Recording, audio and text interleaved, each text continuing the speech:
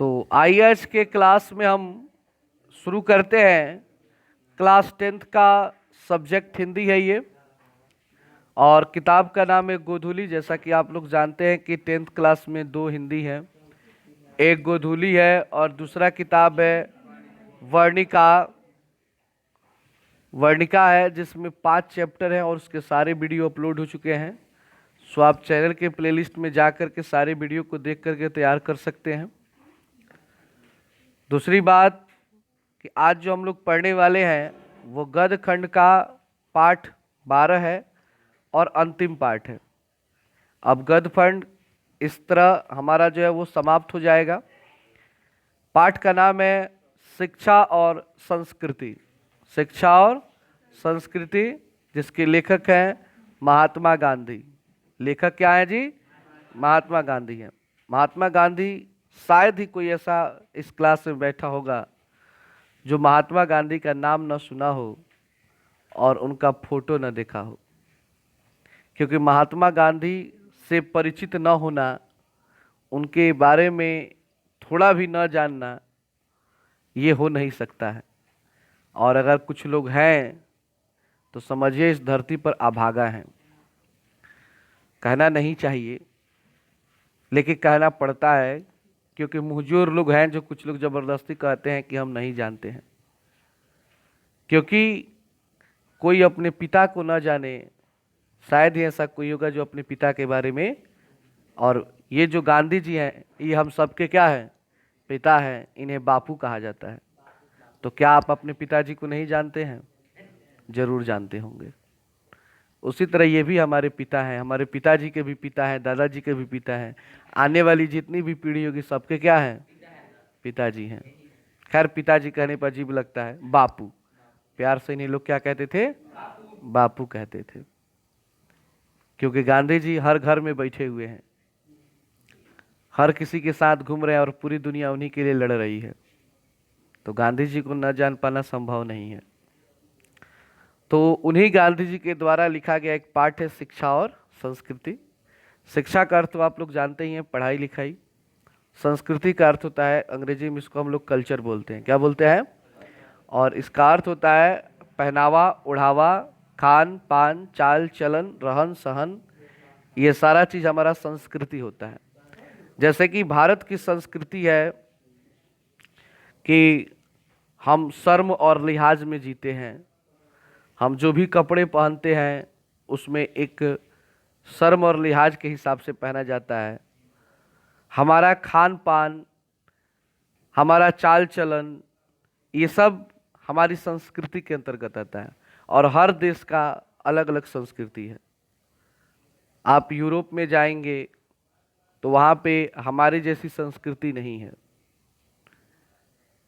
कहने का अर्थ है कि वहाँ के लोग, हम जो फुल शर्ट फुल पैंट पहनते हैं, वो लोग कपड़ा नाम मात्र का पहनता है। बेशर्म होता है सब। हमारे यहाँ फीलिंग्स होते हैं। हम परिवार से भावनात्मक रूप से जुड़े होते हैं कि हमारे ये पिताजी हैं, ये हमारी माँ है, भाई हैं, बहन है। एक भावनात्मक रूप से हम सभी से क्या हुए हैं? जुड़े हुए हैं। भाई है तो ये मेरा सबसे प्यारा भाई है, बहन है तो स्टेटस पे लोग दिन रात डालते हैं कि मेरी सबसे प्यारी बहन है। क्या मतलब? पूरा है, एक भावनात्मक रूप से लोग जुड़े हुए हैं। लेकिन आप विदेशों में चले जाइए, यूरोप में चले जाइए, कोई फीलिंग्स नहीं है। पिताजी कहीं अलग रहते हैं, बेटा कहीं अलग रहता है, माँ कहीं अलग है। शादी विवाह पड़ा तो बेटा फोन करके पिताजी को बोलता है, आ जाइएगा खाना खाने, इस दिन शादी है। लगता है किसी को न्योता दे रहा है। हमारे यहाँ ऐसा होता है क्या? बाबूजी को फोन करके कह दीजिए हमारा शादी बा है, तो निखा है तो एक तो अहिए ना, आज है तो गोलियां मार दिए, ठीक न? कि तोरा हिम्मत हो गई रे, हमारा बिना जानकारी के तो शादी करे लगली। क्योंकि हम लोग भावनात्मक रूप से जुड़े होते हैं। तो ये संस्कृति होता है। इसको क्या बोलते हैं? संस्कृति। और गांधी जी कहते हैं कि हमारी संस्कृति जितनी अच्छी संस्कृति किसी की भी नहीं है, इसे छोड़ना नहीं चाहिए। लेकिन दुखद बात यह है कि गांधी जी जितना भी बात कह के गए लोग सब तोड़ते गए, जितना ही बात वो कहते गए सब क्या होते गए, लोग छोड़ते गए, तोड़ते गए। किसी भी बात को लोगों ने नहीं माना, जिसका परिणाम आज पूरी दुनिया भी भुगत रही है। उनका कहना था कि हमें ज्यादातर भौतिक वस्तुओं का प्रयोग नहीं करना चाहिए। भौतिक वस्तु हो गया जैसे पंखा हो गया, गाड़ी हो गया, मोबाइल हो गया, ऐसी सारी वस्तुएं जो हमें आराम देती हैं, इनका प्रयोग हमें कम से कम करना चाहिए। विदेशी वस्तुओं का प्रयोग कम से कम करना चाहिए। लेकिन हम लोगों ने माना नहीं माना। परिणाम ये हुआ, सुख तो हुआ लेकिन उससे ज़्यादा दुख भी हुआ। मोबाइल आप चलाते हैं, एक दिन रिचार्ज खत्म हो जाता है तो 1 से 2 दिन के बाद लगता है कि आपकी दुनिया में सारे लोग समाप्त हो चुके हैं। आपको लगता है कि इस धरती पे मैं अकेला पड़ गया हूँ। वो फीलिंग में जीने लगते हैं। अगर सोचिए, एक बार आप कल्पना कीजिए, कल्पना क्या कीजिए, आप अपने अगल बगल के अपने बूढ़ों को देखिए एक बार, जो दादाजी हों, जो लोग मोबाइल ना रखते हों। एक बार, बहुत लोग रखते हैं ये भी मैं मानता हूँ, लेकिन जो लोग, बहुत लोग हैं जो अभी भी नहीं रखते हैं। एक बार उनसे पूछो कि 4G का रिचार्ज कितना का है, वो हंसने लगते हैं कि भाई ई कहा हो। क्या उनको मोबाइल को लेकर कभी तकलीफ होती होगी? होती होगी? नहीं होती होगी। आज हम लोग बिजली के पंखे के नीचे बैठकर हवा खा रहे हैं। अगर एक दिन भी बिजली न आए तो हम परेशान हो जाते हैं कि भाई कहाँ जाएं, क्या करें। सोचिए, जब ये बिजली के पंखे नहीं थे तो लोग कैसे रहते थे? क्या गर्मी नहीं पड़ती होगी उस समय? पड़ती ही होगी। क्या हो गया था लोगों को? क्या कोई खोजता होगा कि लाइट नहीं आया? जब लाइट नहीं होगा तो, क्योंकि हमने सुविधाएं बढ़ा ली और उसका परिणाम ये भुगत रहे हैं कि अब हम उसके गुलाम बन चुके हैं। क्या बन चुके हैं? गुलाम बन चुके हैं। वो हमें गुलाम बना चुका है। बस डायरेक्ट कह नहीं रहा है कि आप हमारे गुलाम हैं।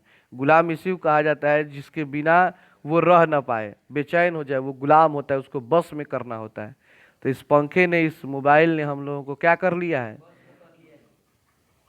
जादूपुर जाना है, पढ़ने जाना है तो आप साइकिल से जाते हैं। कुछ लोग हैं कि मोटरसाइकिल भी मांगते हैं। गोपालगंज जाना है, बाबूजी कहेंगे जाइए कोई सामान लेके आ जाइए, तो हाँ गड़िया दो ना तो जाए, वहू जो गड़िया चाहिए। अगर बाबूजी कह दें पैदल चल जाओ सिवान से थोड़ा कोई सामान ले ले आओ, तो पहले ही मन में आ गया ना कि मरिए जाएंगे। अब आप लोगों को ये जानकारी होना चाहिए कि जब ये व्यवस्थाएं नहीं थी और गोपालगंज में कोर्ट कचहरी नहीं था, जब हमारा जिला गोपालगंज नहीं था, छपरा था, तो लोग यहाँ से पैदल छपरा चले जाते थे कोर्ट की सुनवाई के लिए, चाहे कोई बाजार करने के लिए, शादी ब्याह पड़ता था तो पैदल चले जाते थे। सब सामान खरीद के लेके पैदल मुड़ी पे लेके चले जाते थे। वो कैसे लोग थे? नहीं था, नहीं था। लोग के मन में आता ही नहीं था कि भाई आराम से जाना है, यही तरीका है जाना है। तो यही है, जितनी सुविधाएं बढ़ी आराम तो मिला, लेकिन समस्याएं भी बढ़ती गई कि हमारा शरीर आलसी होते गया और बीमार पड़ते गया। तो गांधी जी ने जितना ही बात कहा, बहुत सारी बातें हैं, लंबी हो जाएंगी। चलिए शुरू करते हैं। लेखक का परिचय पढ़ते हैं जो किताब में दिया है, महात्मा गांधी जी का परिचय पढ़ते हैं। जैसा कि यहाँ पे आप देख सकते हैं, ये हमारे बापू महात्मा गांधी हैं। आपकी किताब में भी इनका चित्र दिया हुआ है। लिख रहे हैं, राष्ट्रपिता महात्मा गांधी का जन्म। महात्मा गांधी को राष्ट्रपिता कहा जाता है। क्या कहा जाता है जी? राष्ट्रपिता। राष्ट्रपति बदलते रहेंगे लेकिन राष्ट्रपिता कभी बदलेंगे जी? कोई भी राष्ट्रपति रहे, कोई भी प्रधानमंत्री रहे, वो किसी भी पार्टी का रहे, राष्ट्रपिता तो महात्मा गांधी ही रहेंगे। ये ऐसे व्यक्ति हैं जिनसे ना तो कोई पार्टी जलन करती है, ना कोई व्यक्ति जलन करता है। हर कोई इनको आदर के सम्मान से ही देखता है। लेकिन कुछ ऐसे छुतिहर लोग हैं नवजुवकों में जो इनको कुछ भला बुरा कह देते हैं, क्योंकि उनको इनके बारे में जानकारी नहीं है। इनके बारे में अगर वो जानते तो वो ऐसा बात नहीं कहते। अभी भी बहुत लोग से आप लोग सुनेंगे, लोग बोल देते हैं उल्टा सीधा, लेकिन फिर वही व्यक्ति इन्हीं की तलाश में दिन रात घूमते हैं। कहीं काम मिली हो तनी हमू कमा लेती, तो कमा लेती तो काम मिली, पैसे नहीं मिले, पैसा पर की रहेला। गांधी जी हंसत रहे, हो गई औकात बुझा गई तहार, ऑइलो हमरे लगे, ऐसे ढेर बकाइल ना जाला, वही से हंसे ले, देख के हंसे ले, देखा लगे हंसत रहे एहू में। राष्ट्रपिता महात्मा गांधी का जन्म 2 अक्टूबर 1869 ईस्वी में पोरबंदर गुजरात में हुआ था। देखिए पोरबंदर एक जिला है गुजरात में, वहां पे इनका जन्म हुआ था 2 अक्टूबर 1869 ईस्वी में, ठीक है ना। उनके पिता का नाम करमचंद गांधी और माता का नाम पुतलीबाई था। नीचे आप चित्र देख सकते हैं, ये है उनके पिताजी करमचंद गांधी जी हैं और ये इनकी माता जी हैं पुतलीबाई हैं, ठीक है ना। तो याद रखेंगे आप, उनके माता का नाम पुतलीबाई और पिता का नाम करमचंद गांधी। और महात्मा गांधी जो थे वो अपने नाम के साथ अपने पिताजी का भी नाम प्रयोग करते थे, मोहनदास करमचंद गांधी। वैसे इनका नाम केवल मोहनदास था, लेकिन उन्हें उसमें क्या जोड़ लिया था, करमचंद गांधी। उसके बाद है उनकी प्रारंभिक शिक्षा पोरबंदर और उनके आसपास हुई, यानी स्टार्टिंग का जो पढ़ाई होता है 5वां से 10वां तक वो पोरबंदर जिला के आसपास ही पढ़ लिए थे। 4 दिसंबर 1888 ईस्वी में वे वकालत की पढ़ाई के लिए university college London, university London गए। यानी कि वो आगे की पढ़ाई करने के लिए, वकालत की पढ़ाई, वकालत मतलब एलएलबी जो होता है, जो लोग वकील बनते हैं, तो उसकी पढ़ाई करने के लिए लंदन गए थे। लंदन जो इंग्लैंड में पड़ता है।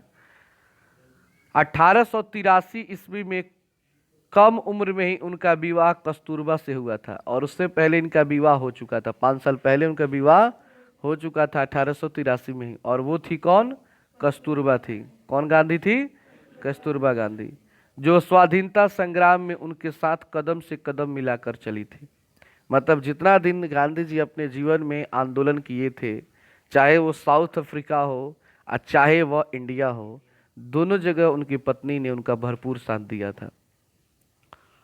गांधी जी के जीवन में दक्षिण अफ्रीका ये गए थे 1893 में, देखिए कहीं कहीं 1892 भी लिख देता है, तो लास्ट टाइम में गए थे 1892 के अंतिम दिसंबर महीना में गए थे, इसलिए कहीं 93 लिख देता है, कहीं 92।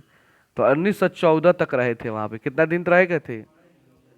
प्रवास का ऐतिहासिक महत्व है, वहीं उन्होंने अंग्रेजों के खिलाफ अहिंसा का पहला प्रयोग किया था। तो अगर आपसे क्वेश्चन पूछा जाए कि अहिंसा का पहला प्रयोग गांधी जी ने कहाँ पे किया था, तो आप कहेंगे दक्षिण अफ्रीका में। कहाँ पे, दक्षिण अफ्रीका में। और वो कब से कब तक वहां रहे थे, 1893 से 1914 तक रहे थे। जानते हैं, थोड़ा सा कहानी बता देते हैं क्या हुआ था, क्यों रह गए थे इतना दिन। ये वकालत जब करके आए थे, इनका पहला केस मिला, वकील बने तो पहला केस मिला, एक बनिए वर्ग का केस था, और उसकी सुनवाई दक्षिण अफ्रीका में थी। क्योंकि देखिए अंग्रेज जो थे ना, सब जगह ना अधिकार किए थे, सारे देशों पर ये लगभग राज किए थे। तो सुनवाई था जो यहाँ के कोर्ट में नहीं था, बल्कि एक कोर्ट दक्षिण अफ्रीका में था, वहां पे उनकी सुनवाई थी। तो उस सुनवाई के सिलसिले में पति पत्नी दोनों गए थे। 1892-93 में वो दक्षिण अफ्रीका गए। जब वो गए ना, तो इनके साथ बहुत दुर्व्यवहार किया गया, मतलब गलत व्यवहार किया गया अंग्रेजों के द्वारा, जिसको देखकर वो परेशान हो गए कि भारतीयों के साथ, क्योंकि दक्षिण अफ्रीका में भारतीय भी हैं बहुत ज़्यादा, भारतीयों के साथ कितना ज़्यादा यहाँ पर भेदभाव किया जाता है, ये तो सही नहीं है, ये तो मानवता के खिलाफ है। हुआ यूं कि जिस ट्रेन में ये बैठे थे वो फर्स्ट क्लास था। जैसे कि होता है 3 क्लास होता है ट्रेन में, first class, second class, third class. तो फर्स्ट क्लास जो एसी वाला होता है, सेकंड क्लास जो स्लीपर होता है, जो रिजर्वेशन आप लोग कहते हैं, और थर्ड क्लास जो जनरल होता है, कहीं से भी चढ़ जाओ ठेल ठाल के अपन, देखते ना पूरा चढ़ा बड़ा लोग रहता है। तो नियम था अंग्रेजों का कि कोई भी भारतीय फर्स्ट क्लास सेकंड क्लास में नहीं बैठेगा। कहाँ बैठेगा, थर्ड क्लास में।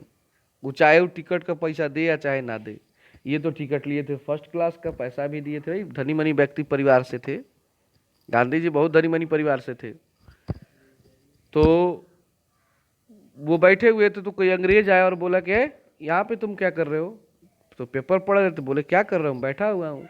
किसने कहा बैठने के लिए, तो बोले मेरे पास टिकट है, इसका टिकट है, बाहर निकलो जल्दी। तीन ही निकल रहे थे, बस एक दो सिपाही बुलवाया और ट्रेन थोड़ा सा धीरा हुआ, उठा के फेंकवा दिया बाहर स्टेशन पे।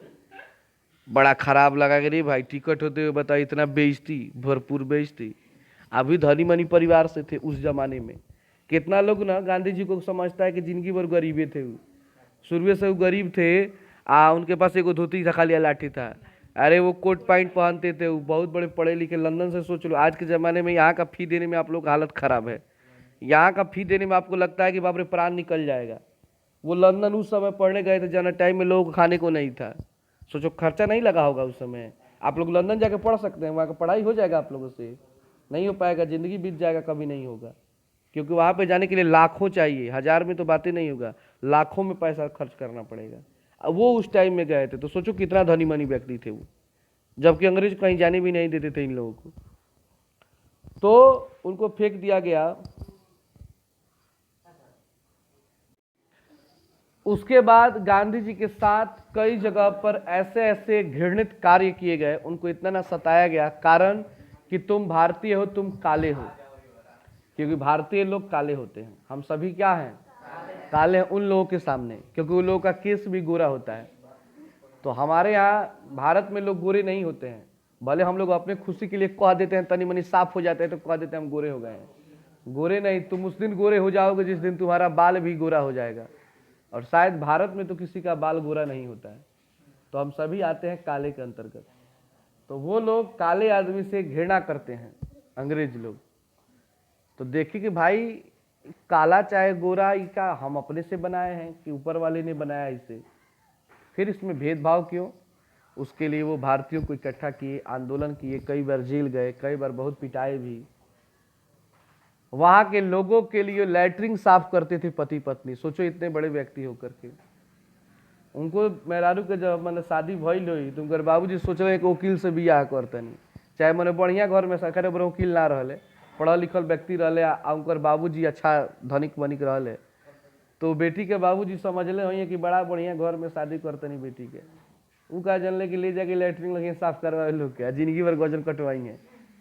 जगह जनक जी जब राम जी सीता जी से बियाह करवैले तो का सोचले हुई कि राजा से बियाह कर दनी के, तो निकल है दूसरा दिशा में, आ ओने से तो फिर निकल है दूसरा दिशा में, लव कुश के कांड खेले लगी है, आ गुता के धरती धर ली है, कहियो सुख ना हुई उनका। तो किस्मत के बात बा। तब गांधी जी वहां पे काफी आंदोलन चलाए और 1914 तक वहां के लोगों को अधिकार दिला करके, आजादी दिला करके, और 1914 में वो भारत 1914-15 तक भारत में लौट आए। आगे है 1915 ईस्वी में गांधी जी भारत लौट आए। कब लौट आए? और स्वाधीनता संग्राम में कूद पड़े। स्वाधीनता संग्राम यानी अंग्रेजों के खिलाफ आंदोलन करना शुरू। मतलब वहां पे एक काम निपटा, अब दूसरे देश में स्टार्ट।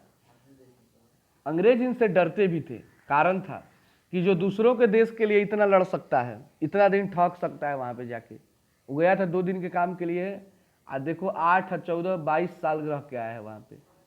तो ये तो इसका अपना देश है, ये तो पूरा जिंदगी यहीं रहना, ये मानेगा नहीं।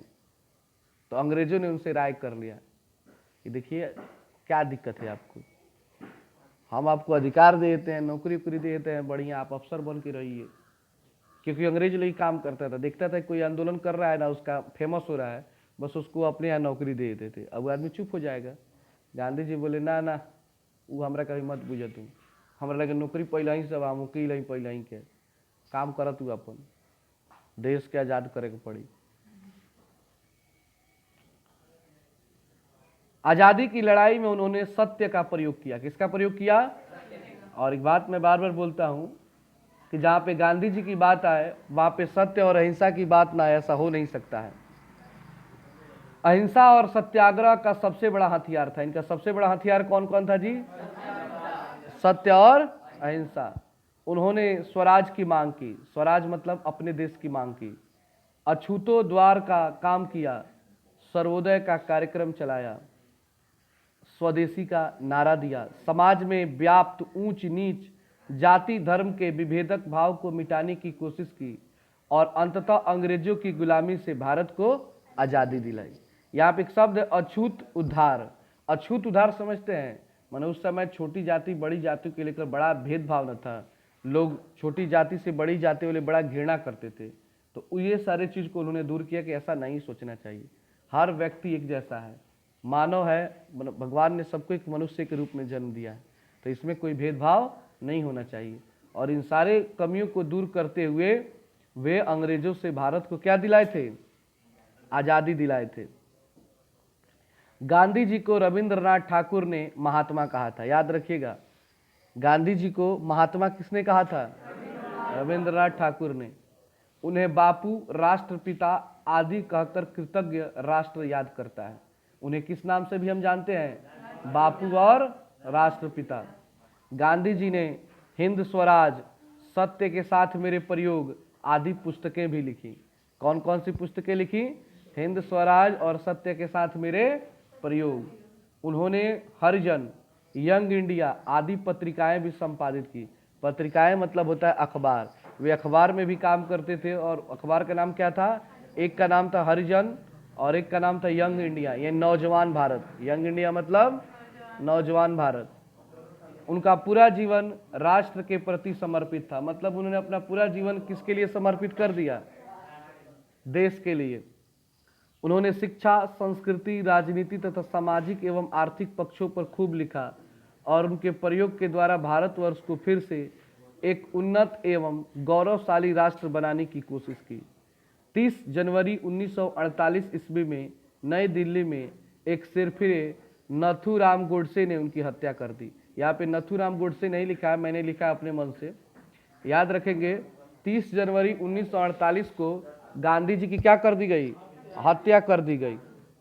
और क्यों कर दी गई? तो इसका सबसे बड़ा कारण मैं आप लोगों को बता देता हूं कि नथुराम गोडसे ने किया था। लेकिन देखिए, ऐसा नहीं था कि नथुराम गोडसे उनसे जलन करता था, उनका दुश्मन था, वो उनको अपना गुरु मानता था। लेकिन मजबूरी ये थी कि गांधी जी जब भारत पाकिस्तान का बंटवारा हो रहा था तो कुछ गलतियां लोग मानते हैं, पता नहीं क्या था, कि वो जो भी पाकिस्तान मांगता गया वो देते गए। वो कहते थे कि हिंदुस्तान बड़ा भाई है, पाकिस्तान छोटा भाई है, और छोटे भाई जो भी मांगे बड़े भाई को दे देना चाहिए, बड़े भाई को दानी होना चाहिए।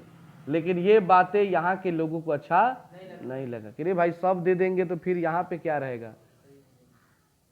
तो बहुत सारे संपत्ति, बहुत सारा जगह उन्होंने दे दिया था गांधी जी ने, इस बात को ले, और दे ही रहे थे, अभी बंद नहीं किए थे।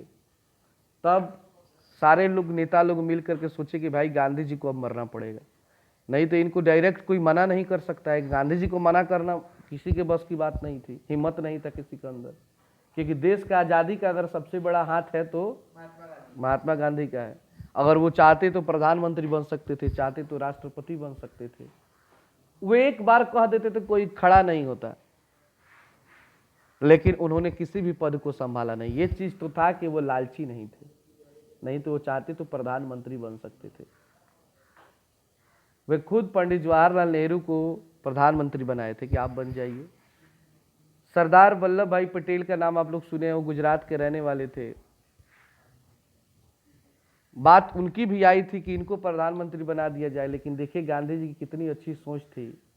वो उनसे बोले कि देखो सरदार, तुम गुजरात के हो, हम भी गुजरात के हैं, अगर मैंने तुम्हें प्रधानमंत्री बना दिया तो लोग कहेंगे कि अपने राज्य के लोगों को बढ़ावा दे रहे हैं, इसलिए तुम रहने दो, जवाहर को ही बन जाने दो। इतना मतलब सोचते थे, इतना दूर तक सोचते थे कि कोई ये न कहे कि गांधी जी अपने गांव वालों को, अपने क्षेत्र वालों को बढ़ावा दिए थे। और सारे नेता ने मीटिंग किया कि कौन मारेगा गांधी जी को। तो बताइए गांधी जी को मारने के लिए कौन खड़ा हुआ? कोई तैयार नहीं हुआ। ना ना, हम काहे के मारेंगे, बाप ही पाप हम काहे के लिए लेंगे। वैसे व्यक्ति को, इतिहास में आदमी सब कोई आएगा तो हमको गाली देगा। तब हुआ कि तब एक काम किया जाए, सबके नाम लिखा जाए एक पर्ची पर और लॉटरी खेला जाए। एक बच्चे से डिब्बा से निकलवाया जाए, जिसका नाम पड़ेगा वो गोली मारेगा। तो कुछ नेता थे 20-25, सब सोचने लगे भाई अब क्या किया जाए। सब कोई बोला चलो अब जो होगा नसीब में। तो खेला गया तो उसमें नाम पड़ा किसका? नथुराम गोडसे का। अब भाई क्या करें, उसका पड़ा था। तो दिल्ली में गांधी जी, सुबह का ही टाइम था, कुछ लोग उनसे मिलने गए थे और वो टहल रहे थे, तब तक नाथूराम गोडसे गया, उनको एक बार पैर छूकर प्रणाम किया और रोने लगा कि आज मतलब उसके मन में दुख लग रहा था कि आज इससे महान व्यक्ति को आज मैं मारने आया हूँ, और बंदूक निकाला और उनको गोलियां मार दी।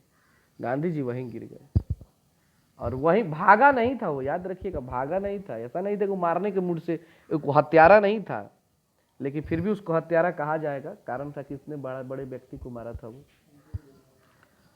वो वहीं पे बैठ के रोने लगा।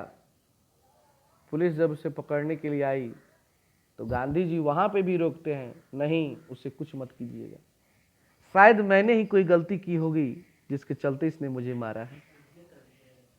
गांधी जी ने लाइन देखिए क्या बोला था कि उसे कुछ मत कीजिएगा, एक खरोच भी नहीं आनी चाहिए, शायद मैंने ही कोई गलती की होगी जो मुझे पता नहीं चल पाया मैंने कौन सी गलती कर दी, उसकी सजा इसने दिया होगा, क्योंकि मुझे कोई मारे ऐसा मनसा तो शायद कोई नहीं रखता है। ये बात जब सुना ना नाथूराम गोडसे, स्वयं को गोली मार लिया कि बाप रे, इतने महान आदमी को मैंने गोली मारा है, जो मरने के टाइम भी कह रहा है कि इसको कुछ मत करो। ऐसा भी आदमी धरती पे, इतना बर्दाश्त करने वाला भी आदमी धरती पे होता है। यहाँ पे तो लोग हैं कि यहाँ पे एक थापड़ किसी को मार दो तो लोग बंदूक लेके घूमने लगता है, जो करेगा पूरा परिवार साथ में मुँह के बाद, तब गोली मारने के बाद भी सामने वाला लगता है कि छोड़ दो कोई बात नहीं। इतना भी बर्दाश्त होता है कि आदमी के अंदर। इसलिए कहा जाता है कि गांधी जी व्यक्ति नहीं एक सोच थे, उन्हें भगवान आप मान सकते हैं, क्योंकि इतनी बर्दाश्त किसी आदमी के अंदर तो नहीं हो सकता है। बताओ, आपको कोई गोली मार रहा है और आप उसका पक्ष ले रहे हो मरने के टाइम, कोई ऐसा करेगा जी? और गांधी जी ने ये काम किया था और दोनों आदमी मर गए। उसके बाद है गांधी जी की स्मृति में पूरा राष्ट्र 2 अक्टूबर को उनकी जयंती मनाता है। हम लोग कितने अक्टूबर को उनका जयंती मनाते हैं?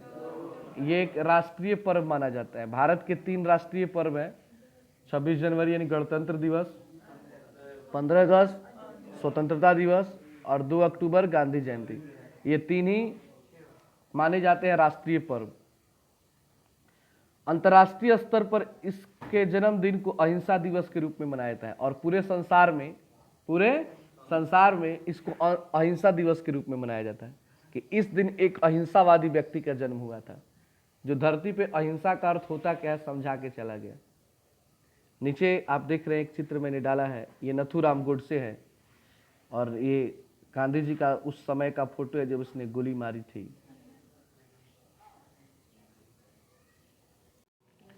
आगे लास्ट पैराग्राफ है, शिक्षा और संस्कृति जैसे विषय पर यहाँ हरिजन, यंग इंडिया जैसे ऐतिहासिक पत्रों के अग्रलेखों से संकलित संपादित राष्ट्रपिता महात्मा गांधी के विचार प्रस्तुत हैं। यानी जो हम पाठ पढ़ने वाले हैं शिक्षा और संस्कृति, ये जो पाठ है वो लिया गया है हरिजन और यंग इंडिया के पत्रिकाओं से। उसमें का इन्होंने एक पत्र लिखा था उसी के बारे में कि बच्चों को कैसी शिक्षा मिलनी चाहिए और किस प्रकार की संस्कृति अपनानी चाहिए। इस पाठ में उनके क्रांतिकारी शिक्षा दर्शन के अनुरूप वास्तविक जीवन में उपयोगी व्यवहारिक दृष्टिकोण और विचार हैं, जिनके बल पर आत्मा, बुद्धि, मानस एवं शरीर के संतुलित परिष्कार के साथ मनुष्य के नैतिक विकास के लिए जरूरी प्रेरणाएं हैं। यानी इस पाठ में हम पढ़ने वाले हैं कि एक मनुष्य को क्या होना चाहिए, किस प्रकार की शिक्षा ग्रहण करनी चाहिए। आप शिक्षा ग्रहण करते समय अपने आप को कैसे बनाएंगे कि आप कभी बेरोजगार ना हो, आप हमेशा काम, पढ़ाई समाप्त करते ही आपको काम मिल जाए। जैसे हमारे देश की इस समय सबसे बड़ी अगर कोई समस्या है तो बेरोजगारी है, ज़्यादा से ज़्यादा लोग बेरोजगार हैं। आप देखिए कोई भी एग्ज़ाम की भर्ती आती है, अगर 1000 सीट है तो 5 लाख 10 लाख लोग फार्म भर देते हैं। हाल फिलहाल रेलवे की जो बहाली है 1,30,000 के आसपास बहाली है और 2.5 करोड़ लोगों ने फार्म भरा है। बताइए वे सभी 2.5 करोड़ लोग बेरोजगार ही न होंगे? वो भी 2.5 करोड़ लोग सब पढ़े लिखे तो नहीं भरे होंगे, बहुत लोग होंगे जो दूसरे चीज़ में भरते होंगे। केवल रेलवे में 2.5 करोड़ लोग फार्म भरे हैं, कितना बेरोजगारी है। तो गांधी जी ने कहा था कि हर व्यक्ति को सरकारी नौकरी मिले इसकी कोई ज़रूरत नहीं है। अगर आप जानकार हैं, आप पढ़ाई के समय से ही कुछ सीखते हैं, कुछ नया करने की कोशिश करते हैं, तो पढ़ाई खत्म होते ही आप काम मिल जाएगा। रोजगार का मतलब क्या होता है? कोई सरकारी प्राइवेट ही रोजगार थोड़े होता है, रोजगार सब होता है। जिससे आप कमाने लगे वो रोजगार हो गया, जिससे आपका परिवार चलने लगा वो क्या हो गया? रोजगार हो गया। और गांधी जी का मानना था कि क्या है जीवन में, एक छोटा सा घर होना चाहिए और भोजन समय से मिल जाए, बस यही है, इसके ज़्यादा कुछ नहीं चाहिए जीवन में। बाकी सब तो दिखावा है कि ये है वो है, फलान टिमकान, ये सारा चीज़ भरा पड़ा है। बाकी जितना बढ़ेगा सब कष्ट देगा। गांधी जी की शिक्षा और संस्कृति की परिकल्पना निरी सैद्धांतिक नहीं है, वह जटिल और पुस्तकीय भी नहीं है, बल्कि हमारे साधारण दैनिक जीवन व्यवहार से गहरे अर्थों से जुड़ी हुई है। तो बस ये गांधी जी का परिचय हो गया। इसके बाद वाले पार्ट में हम पूरे चैप्टर को कवर करेंगे, शिक्षा और संस्कृति को। तो आज के लिए इतना ही।